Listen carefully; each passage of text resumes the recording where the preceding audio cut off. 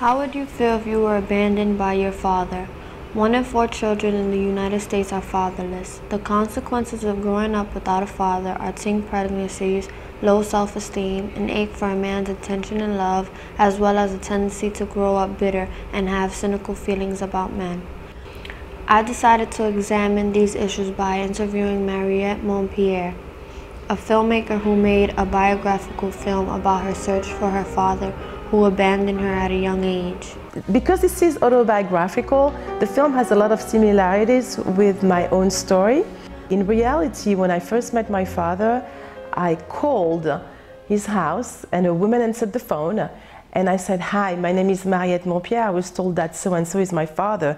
And the woman dropped dead. There was like a silence behind the phone because she was actually my father's wife, the legitimate wife, and she had no idea that her husband had a child.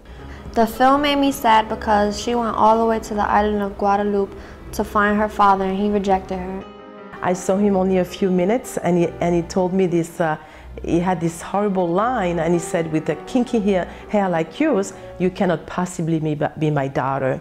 Which at the time I couldn't really understand what it meant, but then I understood, all the implication about the race, the social status, the different shades of color. I think what her father said to her was very cruel after she went all the way from Paris to Guadeloupe to find him. He walked out and I never saw him again and I never heard from him again. And the year after that he died. I think that her saying this gives people out in the world hope to keep looking even if they are having a hard time finding a parent. I can relate to this because when I was younger, I tried very hard to find my father. I wanted to spend time with him because I never knew how it felt to hang out with my dad.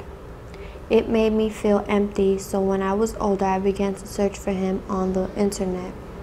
One day, something told me to search on a website for inmates in prison, and I found someone by the same name and I wrote them a letter. I found out that it was actually him.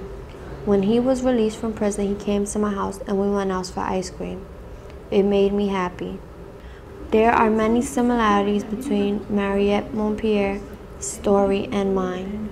We were both 18 when we found our fathers. We were both happy when we finally found our dads. But unfortunately, we were both disappointed when we actually got to spend time with them. We both felt unwanted. Even though she got a negative response from meeting her father, Mariette Monpierre established a lasting relationship with her siblings.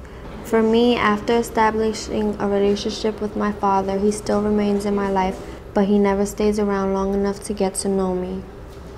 The advice I would give to people who are looking for their fathers is not to give up looking, but at the same time not to get their hopes too high. This is Maribel reporting from Harlem Renaissance High School.